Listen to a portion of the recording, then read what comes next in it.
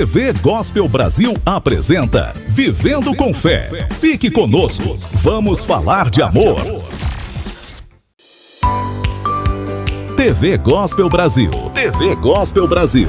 Nós vamos falar de fé, amor e gratidão. Fique conosco. Assista agora aqui na TV Gospel Brasil mais uma mensagem impactante para a sua vida. Rádio e televisão, web, Gospel Brasil, sintonia com a verdade de Deus. Aqui nós queremos abençoar sua vida. 24 horas no ar, sintonize.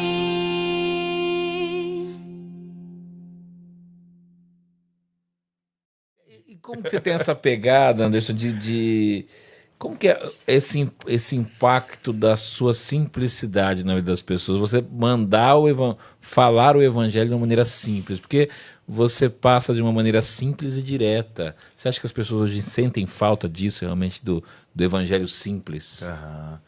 Cara, ó, eu sou um cara que biblicamente falando assim, não esteja pronto para julgar, né? Então eu não julgo. O que eu senti vendo bastante coisa, como curioso que sou e sedento por conhecimento? Existe muita mega produção. Eu não sou contra a mega produção, que fique Sim. claro. Mas o maior exemplo de todos, de ensino, para mim foi Cristo. Então, quando ele usava parábolas, quando ele parava na beira do poço, num horário inusitado, quando ele falava... Quer ver uma parada que choca a sua mente?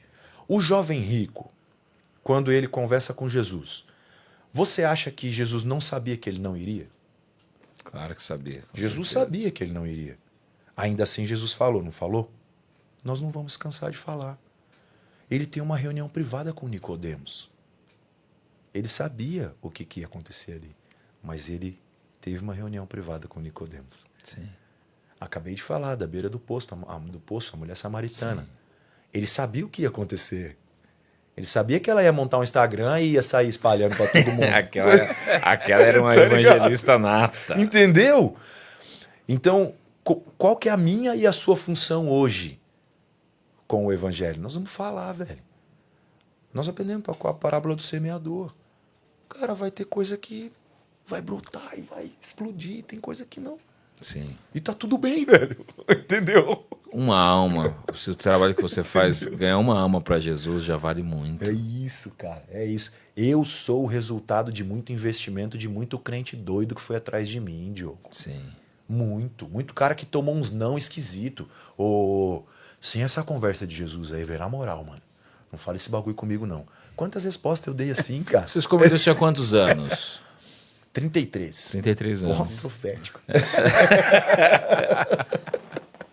E aí você recebe muitos testemunhos lá no seu Instagram. Muito, cara. Muito. E o que eu noto hoje, Diogo? Me parece que tem uma fatia de pessoas, eu vou dizer pelo meu Instagram, pelo que eu recebo pelo direct, tá? É minha base para falar isso aqui. Que as pessoas que estão buscando um evangelho simples, puro, limpo, elas estão necessitadas de algo que seja real e verdadeiro para aplicação mesmo, velho. Sim. Eu amo teologia, cara. Eu sou fã de caras assim que cara, será que um dia eu vou ter uma cabeça desse tamanho, velho? Um HD desse aí com 5 tera de conhecimento, sabe? Mas de sonho, de vida, assim, é que se vocês tiverem a oportunidade, eu não sei como vai ser isso, mas se vocês se reunirem no meu funeral, eu quero que vocês digam assim, esse cara foi o melhor balcão de informação que indicava Jesus, velho. Isso aí. Ei, não é aqui não, cara, é lá. Parada, velho. Aquele é o cara que resolve, mano. Pô, meu casamento tá não sei o quê.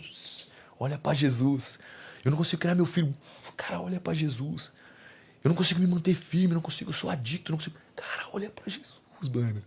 Entendeu? Essa é a nossa função aqui, mano. É apontar o caminho. O resumo é o quê? Menos holofote pra nós e mais pra ele. Sim. Exposição da palavra. Eu gosto muito de mensagem expositiva, sabe? Sim. Então esses insights de, pô, o fio do bigode, né? Eu tava lendo um texto esses dias lá em Êxodo, daí fala de Bezalel, que Bezalel foi... o espírito vem e aí ele ganha destreza para mexer com metais, tal. Daí, o que saltou no texto para mim? Para executar trabalhos. Eu procurei em outras versões trabalho. Quando o Espírito Santo, ele habita em você, você vai trabalhar, guerreiro. Entendeu? Não vai ter o poder pra ficar parado, Você né? vai ser Você cheio fazer do vídeo no Espírito Instagram. Santo, mano. Você vai trabalhar, bicho. Você vai parar de enrolar. Então, tudo que eu vejo, tudo que eu leio, que eu absorvo, que eu entendo numa aplicação diária é sempre assim. O que vamos fazer? Apresenta na simplicidade. Apresenta para o dia. Apresenta para... Minha mulher me chamou para estender roupa.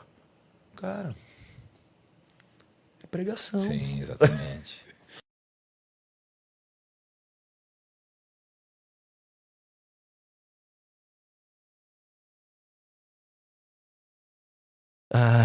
No céu, a gente teria o livre-arbítrio do jeito que a gente está definindo. Eu ia perguntar isso. Se a gente teria livre-arbítrio no céu. Porque se a definição for essa, né, capacidade para escolher contra a natureza. Então, se a gente tiver essa capacidade de pecar no céu, a gente vai pecar. A história vai ter que dar start de novo. Ai. De Adão. E tudo que a Bíblia eu posso- ensina... E olha só, então quer dizer que um pecado que você ou que nós cometamos, a gente vai invalidar a obra de Cristo na cruz. Isso é loucura, cara. Então, o estado do povo de Deus lá na glória é superior ao estado de Adão no Éden. Eu até pensei, me ajude, com isso voltei um pouco atrás, antes de Adão, quando Lúcifer pecou no céu. Ou seja, se você estava lá vivendo com o Senhor, um anjo, ele também teve essa liberdade de poder... Essa é uma questão interessante também, né? Porque normalmente quando a gente utiliza as expressões liberdade e livre-arbítrio, normalmente é para criação, homem. Tá. Só que aí tem essa pergunta, né? Essa pergunta é clássica também. A queda, antes de acontecer no mundo humano, digamos assim, ela aconteceu no mundo angelical. Tanto é que foi esse ser que caiu no mundo angelical que, digamos assim, né, ele foi tipificado ali pela serpente. Sim. Né? Que é outra questão também que a Bíblia cita, afirma, só que não explica como aconteceu. Nem Como que o momento mal... aconteceu. Né? Exato, a questão do Cronos, a gente não consegue, né? E O aí problema do mal que é quase que a gente coisa difícil de explicar. impossível num certo sentido, pelo menos, né? Dá para você ir até onde a Bíblia vai, Sim. e aí você se cala onde a Bíblia se cala. Essa é uma regra hermenêutica Sim, que eu acho que é exato. bíblica e saudável, né? Mas primeiro, realmente, o anjo que caiu, ele também, claro, que tinha a possibilidade, né, de fazer uma escolha contra a sua natureza, que originalmente era perfeita. Tanto é que houve uma queda no mundo angelical, que depois foi sucedida por uma queda no mundo humano, e que tudo que a Bíblia indica sobre a glorificação é que não existirá essa possibilidade de escolher contra a minha natureza glorificada. Porque se existir essa possibilidade, Validaria a cruz. e é o que é uma loucura, né?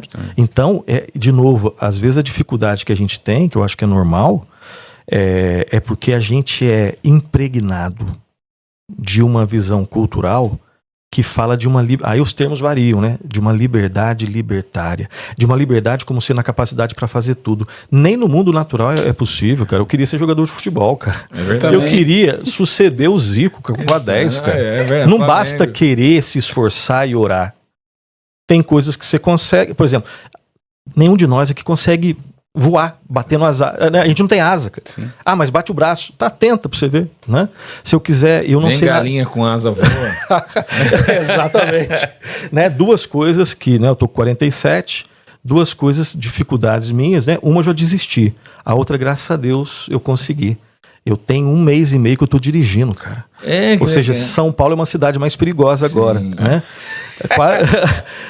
Então tomar essa eu cuidado consegui. quando eu vou pra lá. Foi você que veio dirigindo ou não? Não foi. Porque o carro não passou pela revisão. Porque senão eu ia trazer. Os meninos iam vir tudo de capacete. Exatamente.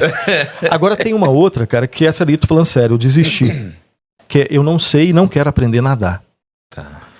Agora, mesmo se eu aprendesse a nadar, se eu me esforçar muito, eu bater numa corrida com um tubarão, eu sempre vou perder. Porque a natureza do tubarão é uma, a minha natureza é outra. Ou seja, a gente já nasce com possibilidades e limites. Só que a gente vive numa cultura que grita nos nossos ouvidos, na verdade aos nossos corações, lá que cativa, né? Lá que é a sede das ilusões, dessa coisa toda, né? Que a gente pode tudo, cara. Basta você querer. Se você se esforçar, você consegue. Isso nunca foi tão forte como tem sido agora. Exato. E para de ouvir os discursos, principalmente o discurso que Bíblia. nasce nesse livro aqui, que diz que você é pecador, que você precisa de alguém. Não. Você precisa saber quais são as suas potencialidades, desenvolvê-las, que você pode tudo, cara. Tem uma nova humanidade aí nascendo. Tem uma nova que está morrendo e vamos lutar contra esse negócio aqui. E tem uma nova humanidade nascendo. E a gente precisa de homens e mulheres que acreditam neles mesmos. Então a gente... Claro que eu estou falando aqui dramatizando, mas quanto mais sutil esse discurso, é pior. É um engana discurso que mais. entrou até dentro das igrejas. Com a teologia coach. Exatamente. Né? Então eu posso, eu consigo, eu vou. E esse é pior porque é um discurso anticristão com um verniz cristão. Exato. Ou seja, utilizando textos bíblicos. Até usa tudo posso naquele que me for. Exatamente. Tatua até no Esquecendo que corpo, ele estava preso quando ele disse. Eu vou até abrir um texto. Não olha pra bíblico, trás, né? Só olha aquela partezinha. Só aquela parte. Só aquela parte, né? Então, eu acho que é interessante de lembrar dessas coisas no início para definir essa questão de liberdade, de livre-arbítrio. Então, a gente viu, acho que no primeiro momento, depois que o homem cai em pecado, ele tem liberdade. Sim. Só que é para fazer escolha conforme a sua natureza. A natureza está escrava do pecado. Sim. Ele continua escolhendo. Eu posso comprar, eu posso vender, eu posso ler, eu posso escrever um livro contra o cristianismo, eu posso pagar os meus impostos, né? Eu posso saciar os meus prazeres. Tudo isso é escolha, cara. Tudo isso é escolha. Só que eu estou escolhendo sempre conforme a minha natureza. O que eu não consigo é, morto no pecado, escolher a Deus, antes de tudo. Eu não consigo. Na Bíblia, todos os movimentos, depois que entra o pecado e que existe a separação, todos os movimentos de redenção é sempre Deus buscando o homem. Sim. Depois que Adão peca, não é Adão que depois que pecou falou, Senhor, tem como a gente se reunir? Você nem ouve mais Adão depois, Não, acabou. Ele se esconde, é Deus que vai atrás dele. Onde estás, Adão? E Deus não estava perguntando, porque ele não sabia, né? É quando você chega na sua casa, né? Você sabe onde sua filha está, mas você pergunta. Eu chego, Valentino, onde é que você está? Eu sei onde ela está. Então, guardar o que deve ser guardado, Sim. é Deus buscando o homem. Sempre, sempre, sempre. Não fostes vós que me escolhestes, eu vos escolhi. Aí depois que ele escolhe, a gente consegue escolher. Sim. Mas antes disso, cara, eu tô perdido.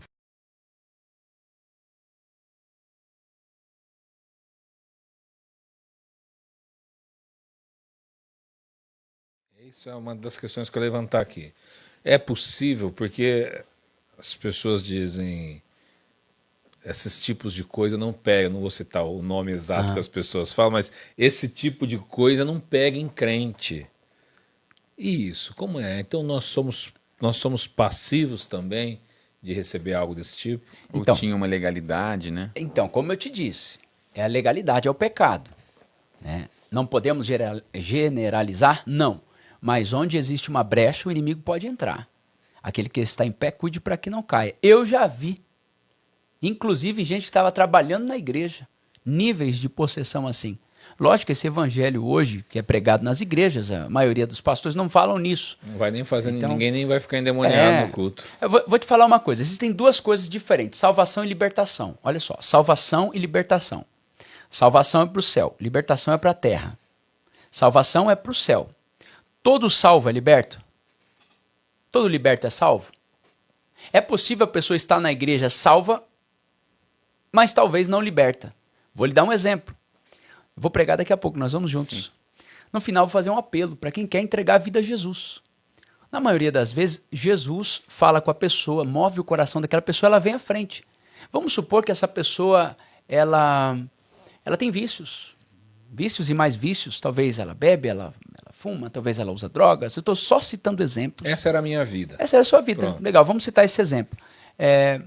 E aí, a pessoa vem à frente. A Bíblia diz assim, se com a sua boca, Romanos capítulo 10, versículo 9, se com a sua boca confessares, o seu coração crer que Deus o ressuscitou, Jesus entre os mortos, tu serás salvo. E acontecerá que todo aquele que invocar o nome do Senhor será salvo. Aquele que me recebe diante dos homens, eu receberei diante do Pai. Se a pessoa vem à frente, aceita Jesus, ela está salva? Bom, Se ela falou de todo o coração, de todo o coração, confessou com a assim boca nós cremos. verdadeiramente, Assim nós cremos, assim eu creio. A pessoa que entregou a vida a Jesus, ela está salva, porque o coração daquela pessoa acreditou, ela creu na pregação do evangelho, e a boca confessou, a Bíblia diz que ela está salva. Pergunta número 2, ela está liberta? pode ser que não. Não, naquele momento ali ela foi salva. Mas a pergunta é, ela está liberta?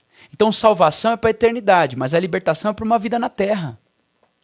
Então eu preciso da libertação para que eu possa viver as promessas de Deus aqui. Ainda que muitas pessoas serão salvas, mas não foram libertas para viver a vida aqui. Renunciar a alguma coisa da vida. Vou te mostrar isso no Novo e no Antigo Testamento. Antigo Testamento, Deus tirou o povo do Egito.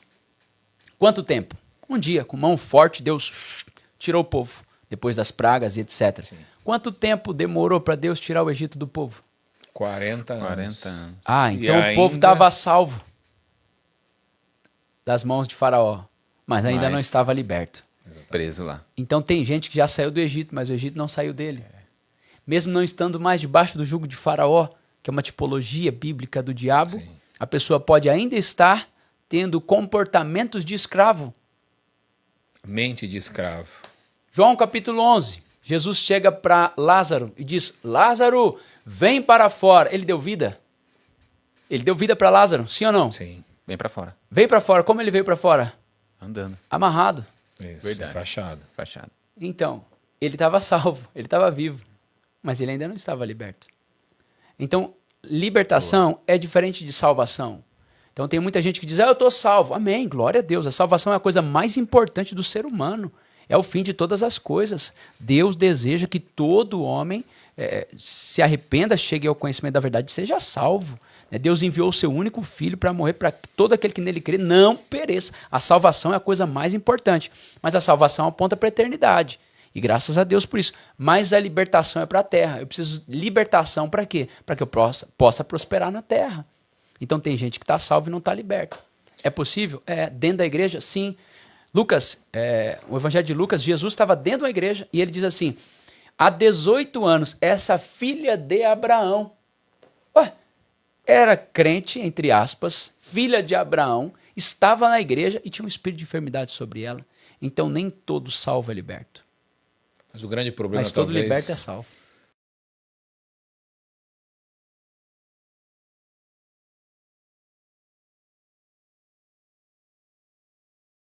Eu já totalmente dominado pela droga, nós resolvemos nos casar. E você ainda tá escondia isso dela. Escondia da Pamela. Eu sempre Porque o usuário de drogas é um bom mentiroso. manipulador de primeira. O cara, se você tiver um carro, o cara vende o seu próprio carro pra você mesmo, isso né? aí. O cara, ele é muito manipulador. Ele consegue isso, né? Isso, ainda mais pra usar, nossa.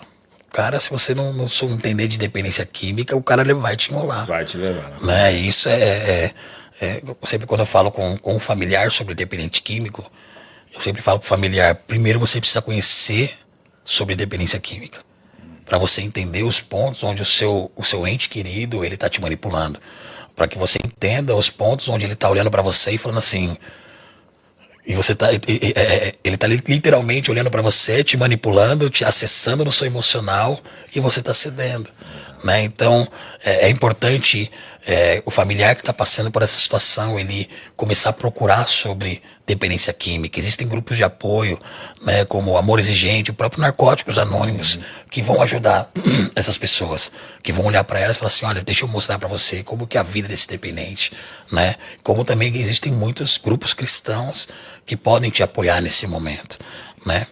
Então, para Pamela, quando nós decidimos nos casar, aí um pouquinho antes ali ela descobre sobre a maconha, mas até então eu também manipulo. Fica tranquila, é só um pouquinho, é devagarzinho, é de boa, né? Não é isso que falam. Não é isso que falam. Vamos Vamos ali. fumar aí também. Graças a Deus ela nunca fumou. Mas você chegou a oferecer ou não? Não, pra Pamela não. Muito porque eu sabia de como ela era mais tradicional, então eu não cheguei a oferecer. E eu acho que no fundo também você queria constituir uma família séria, você queria mesmo nas drogas, mas você queria família. Sim, eu queria. Meu sonho sempre foi ser pai. Né? Eu sempre tive esse sonho da paternidade, de olhar e falar, cara, eu quero constituir. Né? Eu cresci nesse meio, né? O meio familiar. Meio familiar, né? Então eu não posso falar pra você que, Lucas, você veio de uma família super pobre, onde... Não, cara, eu vim de uma família normal, brasileira, mãe trabalhando, irmãos trabalhando, meus pais são separados, mas galera ali lutando pra viver, o que tinha pra comer a gente comia dentro de casa, né? Então não venho daquela, falar, foi sua classe, não, foram escolhas. Né? Mas eu digo... E como que era, antes da gente entrar no casamento, como que era o paralelo com a sua família? Sua família sabia... Até qual ponto que ela sabia que você era usuário, estava mergulhado nas drogas? Como que... A família ela começou a desconfiar já nessa fase que eu estou trabalhando nesse call center, né? O dependente químico, eu falo que quando a família descobre que o cara é dependente químico, que ele usa droga, ele tá pelo menos já uns 2, 3 anos usando. Sim. Pelo menos 2, 3 anos usando, ele já está. E a família acha que ele acabou de descobrir. Sabe? Não, começou agora. Não começou. Esse cara já está há muito tempo já usando. Na verdade, você descobriu porque ele deu um descuido agora. Porque no começo ele vai saber esconder, ele vai saber manipular, né? Ele vai fazer vários mocós, né? Que chamava, né? Vários mocós para poder esconder. Então, assim, para quando a família descobre, já é um momento onde já está um pouco mais avançado. Então, minha família, ela sabia... Só que também pra minha família era esse negocinho. É o baseadinho, é uma maconhinha. Dá pra tolerar. Né? Dá pra tolerar, né? Então eles descobrem, mas eu sempre mantendo alguns segredos ocultos aí pra que não assustasse, assim, né? Na questão familiar, você acredita que o divórcio dos seus pais também é algo que mexeu? Não, porque quando eu nasci, meus pais já eram separados. Então pra mim não me afetou. Nasceu nessa realidade. Já nasci na realidade, então pra mim não foi algo que me afetou. E eu posso falar pra você assim, que meu pai sempre foi um pai, né? Meu pai sempre, mesmo na separação, meu pai já casado com uma outra mulher, ele sempre esteve presente, ele sempre estava ali com as coisas em dia. Lucas, você... Não, eu estudei em escola particular. Não falhou como pai. Não. Né, nessas questões. Não, pelo contrário. No trato. Pelo contrário. Estava ali, quando precisava de amor, dava amor, sabe? Não tenho o que reclamar dessa área, né? Pelo contrário. E da mesmo lado da minha mãe, né? Irmãs assim que eu tenho que... Eu sou o caçula, né, cara? Então você imagina o caçulinha no meio de 5 mulheres. 5 mulheres. Eu tenho um outro irmão, só que ele faleceu muito cedo. Só que, cara, são 5 mulheres. Isso por parte de... seu mãe. Pai, só por parte de mãe. Só por parte de mãe. Então você imagina o caçulinha dentro de casa. Nossa, era um mimadinho. Então eu não tenho o que falar, não tem familiar. Como... Familiar. Né? E isso muitas das vezes é usado como desculpa, exato, cara. Muito. Sabe? Não. A droga você entrou por escolha. Você olhou pra droga, achou ela bonita e começou a utilizar. Ai, mas minha vida... Que bom. Se você soubesse quantas pessoas estão passando fome no mundo e não estão usando drogas. Exatamente. Né? Então vamos parar de dar desculpa e vamos começar a olhar realmente pro problema que você tem e que você precisa de ajuda. Né? É o que eu sempre falo pros dependentes. Quando nós vamos nas casas de recuperação, a primeira coisa que eu olho pra cara deles, eu falo assim, confessa pra mim, eu usei. Eu fiz merda. Exato. Confessou? Agora a gente tá pronto pra conversar nós dois. Exato. Né? Porque quando você não confessa isso, e você coloca a culpa em um e no outro, você não tá em recuperação. Você não tá olhando para si mesmo e falando, eu quero me recuperar. Você tá colocando a culpa no outro, né? Então, respondendo assim, a pergunta da família, foi sempre, eu não era honesto completamente, mas quando eles descobrem, eu já tava bem, eu tava avançado já, né? Pra eles era maconha, mas eu já tava na cocaína, eu já tava avançado. E nesse estágio totalmente longe da igreja. Totalmente. Ia fazer visitas, a virada do ano, né? A primeira Páscoa. Páscoa. A primeira hora pra Deus, né? Você vai lá, faz a virada do ano e fica ali. Pede o ano inteiro, mas na verdade. Senhor, tô aqui. Senhor, tô aqui. Olha meu novo ano. Primeiro minuto aqui, ó, foi pra você. A primícia, né? A primícia.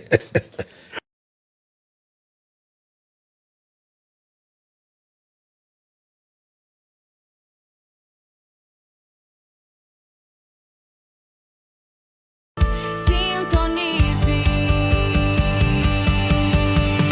Rádio e televisão, Web Gospel Brasil. Sintonia com o amor de Deus. Aqui nós queremos abençoar sua vida. 24